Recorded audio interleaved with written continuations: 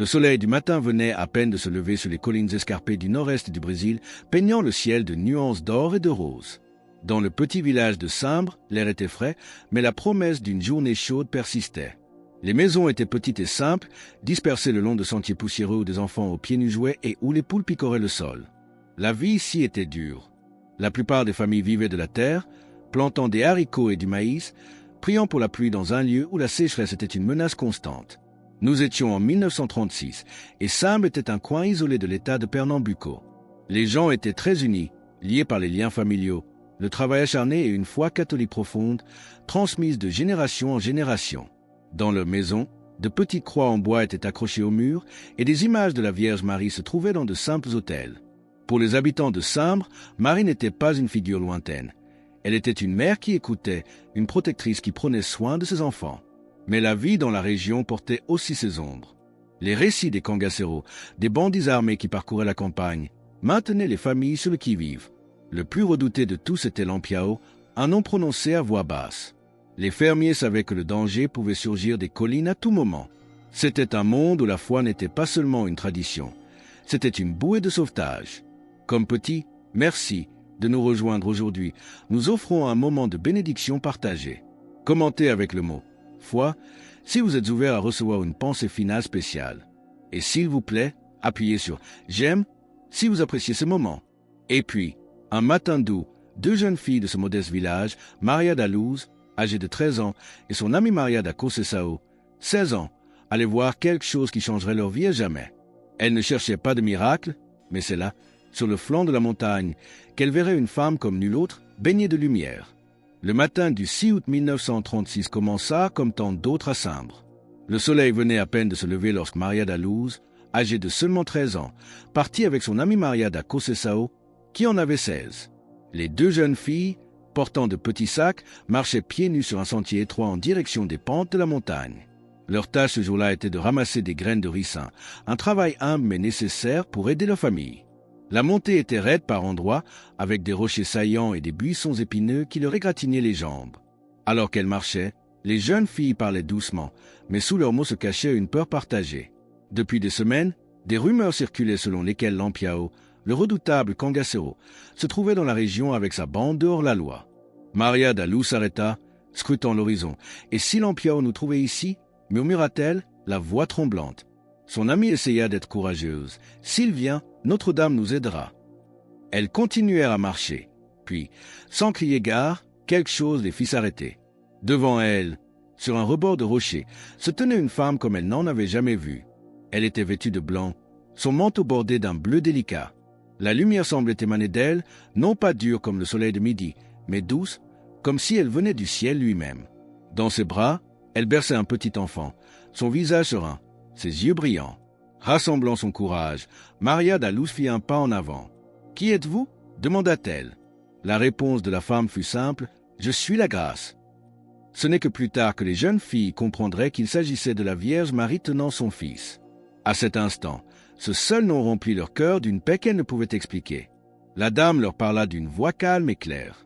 Elle leur dit de prier et de faire pénitence. Elle avertit que le Brésil ferait face à 3 grands châtiments et que les prêtres et les évêques souffriraient, presque comme en Espagne où la guerre et la persécution avaient frappé l'Église. Les jeunes filles écoutaient, croyant à peine ce qui se passait. Elles reprirent leurs sacs et commencèrent le chemin du retour, changées à jamais. La nouvelle commença à se répandre, 2 jeunes filles, une dame de lumière, un message pour le peuple. Ce n'était que le début. Après la première apparition, la nouvelle s'est répandue rapidement à travers Simbre. La rumeur a voyagé de bouche à oreille, portée par les fermiers dans les champs et les femmes aux puits communaux. À la fin de la semaine, tout le monde avait entendu l'histoire incroyable. 2 jeunes filles avaient vu la Vierge Marie sur la montagne, tenant l'enfant Jésus. Au début, beaucoup écoutaient avec curiosité, mais tous ne croyaient pas. Certains pensaient que les filles avaient imaginé la scène.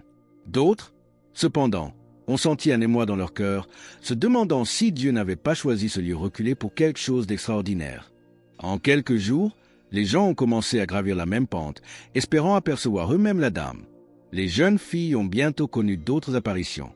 Chaque fois, la dame apparaissait au même endroit, entourée de lumière, tenant toujours son enfant. Ses paroles étaient simples mais remplies d'urgence. « Priez, faites pénitence, aimez le cœur de mon fils et mon propre cœur. » Elle leur a rappelé que la foi devait être vécue et non seulement professée. Au fil des visites, le nombre de personnes présentes a augmenté. Les pèlerins venaient des villes voisines, marchant pendant des heures, guidés par la foi et la curiosité. Beaucoup s'agenouillaient sur le sol rocheux, leur chapelet à la main. Mais tout le monde ne se contentait pas d'écouter les récits des filles.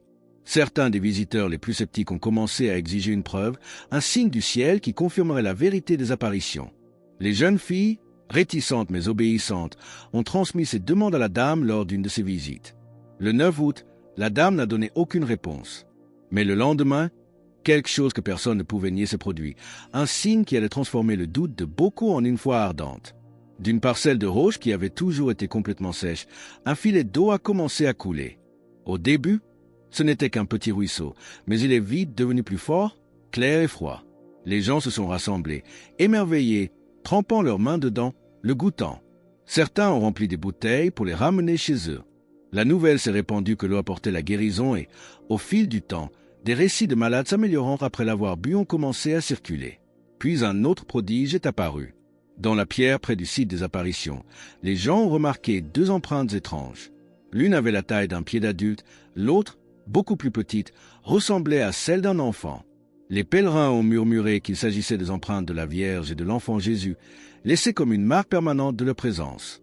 La source et les empreintes ont attiré des foules encore plus grandes. La montagne est devenue un lieu où la foi renaissait, où l'espérance semblait tangible. L'église locale a pris note. Un prêtre missionnaire allemand, le père Joseph Kerl, a été envoyé pour enquêter. Il a été prudent, parlant séparément à chaque jeune fille, leur posant des questions auxquelles elle n'aurait pas pu se préparer, parfois en latin ou en allemand, des langues qu'elle n'avait jamais apprises.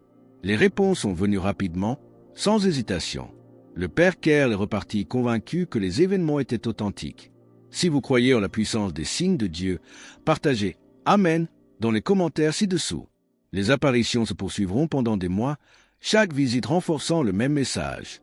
Pourtant, au fil des ans, elle laisserait derrière elle quelque chose d'encore plus durable et, pour l'une des voyantes, la présence de la dame reviendrait une dernière fois, des décennies plus tard. Après la dernière apparition publique en 1937, la vie a lentement repris son rythme ordinaire à Sambre. La montagne était toujours là, la source coulait encore, et les empreintes restaient dans la roche, mais les foules se sont faites plus rares avec le temps. Pour Maria da Luz, cependant, rien ne fut plus jamais vraiment ordinaire. Les visions l'avaient marquée à jamais. Elle portait dans son cœur le souvenir du visage de la dame, le son de sa voix, le poids de ses paroles, et elle portait une responsabilité, la mission de vivre ses paroles dans sa propre vie. En grandissant, Maria da Luz a ressenti l'appel à se donner entièrement à Dieu. Elle a rejoint une congrégation religieuse, prenant le nom de Sœur Adélia.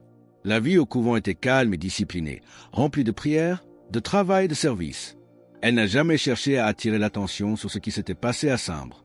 Lorsqu'on l'interrogeait, elle parlait simplement, sans jamais embellir, sans jamais ajouter plus que ce qui lui avait été donné. Les années se sont transformées en décennies. Le monde extérieur a changé, mais la vie de prière de Sœur Adélia est restée constante. Puis, dans les années 1980, elle est tombée gravement malade. Les médecins ne pouvaient pas faire grand-chose. Il était clair pour son entourage qu'elle n'en avait plus pour longtemps. Une nuit, alors qu'elle gisait, faible, dans son lit, la pièce a semblé s'illuminer d'une lumière qui ne provenait d'aucune lampe. Elle a levé les yeux et là, elle était là. La même dame qu'elle avait vue, jeune fille, sur la montagne, tenant toujours son enfant, rayonnant de la même présence paisible. Dans ce regard, il y avait un don, une guérison soudaine et complète. Sœur Adélia s'est levée de son lit avec une force qu'elle n'avait pas ressentie depuis des mois. La maladie avait disparu. Pour elle, c'était la confirmation finale que la dame ne l'avait jamais vraiment quittée. Elle avait veillé sur elle tout ce temps. Aujourd'hui, que pense l'Église de ces événements? Et quel est leur message durable pour nous? Aujourd'hui, l'histoire de Sambre n'est plus seulement le souvenir de quelques aînés dans un village reculé. Elle est reconnue par l'Église catholique comme digne de foi, ce qui signifie que les fidèles sont libres de l'accepter comme une œuvre authentique de Dieu. Et Sœur Adélia, la petite fille qui ramassait autrefois des graines de ricin sur le flanc d'une montagne, est maintenant officiellement sur la voie de la sainteté. Le sanctuaire de Sambre est devenu un lieu de pèlerinage. Les pèlerins gravissent encore le même sentier que les jeunes filles ont parcouru, s'arrêtant pour prier à la source, pour placer leurs mains dans les empreintes de la roche et pour s'agenouiller devant la statue de Notre-Dame des Grâces. Le message de Sambre est simple. Si simple qu'il est facile de l'ignorer dans un monde qui aime les explications complexes. Priez, faites pénitence aimer le cœur de Jésus et le cœur de Marie. Mais la simplicité ne signifie pas la petitesse. Ces mots ont un poids immense. La prière signifie remettre quotidiennement nos vies entre les mains de Dieu, pas seulement lorsque nous sommes en difficulté. La pénitence signifie se détourner de l'égoïsme et du péché, faire amende honorable et vivre avec humilité. Et l'amour, le véritable amour, signifie donner à Dieu et aux autres le meilleur de nous-mêmes, même lorsque cela nous coûte quelque chose. Les avertissements donnés à Sambre sur les troubles, la souffrance et les attaques contre la foi n'étaient pas destinés à effrayer, mais à préparer. Tout comme une mère avertit ses enfants d'être prudents sur une route dangereuse, les paroles de la dame étaient un appel à être éveillé, à être prêt, à tenir bon lorsque les défis se présentent. Pour rejoindre notre communauté et ne manquer aucune histoire inspirante, pensez à cliquer sur « J'aime » et à vous abonner. L'histoire de Sambre est aussi l'histoire de la manière dont Dieu choisit souvent les humbles et les cachés pour porter son message. C'est un défi pour nous tous. Combien de fois passons-nous à côté des moments tranquilles de la vie, manquant les douces poussées de la grâce parce que nous sommes trop distraits? La dame de Sambre n'est pas venue avec le tonnerre ou la fanfare. Elle est venue dans le silence, la beauté et l'amour. Et elle a laissé derrière elle une mission pour tous ceux qui entendent son histoire. Faire de la place pour la voix de Dieu dans votre vie. Quand on y pense, les apparitions de Sambre ne concernent pas seulement un événement passé. Elles parlent d'aujourd'hui. Le même appel à une prière plus profonde, à une repentance sincère et à un amour fidèle est tout aussi urgent aujourd'hui qu'il était en 1936. Les mêmes dangers pour la foi et la famille existent, même s'ils prennent des formes différentes. Et la même grâce qui coulait alors coule encore maintenant, comme l'eau de cette source de montagne.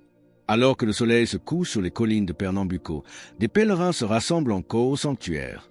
La lumière dore les rochers, les ombres s'allongent et l'air se rafraîchit. Certains prient en silence, d'autres chantent des hymnes.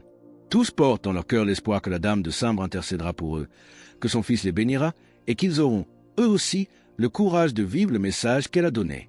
Et peut-être, si l'on se tient là, assez silencieusement, on peut imaginer la scène d'il y a longtemps, deux jeunes filles aux pieds nus, une lumière soudaine, une femme en blanc tenant un enfant, et une voix qui résonne encore à travers les années, douce, aimante, mais assez forte pour changer le cours des vies. La montagne se souvient, l'eau coule encore, les empreintes demeurent, et la grâce de Sambre attend toujours quiconque est prêt à gravir le sentier et à croire. Alors que nous concluons, nous vous invitons à déclarer votre foi. Commentez « Jésus est roi » ci-dessous pour affirmer cette vérité avec nous. Et votre parcours ne doit pas s'arrêter ici, cliquez sur la vidéo qui apparaît maintenant sur votre écran pour un autre message puissant que nous avons préparé pour vous.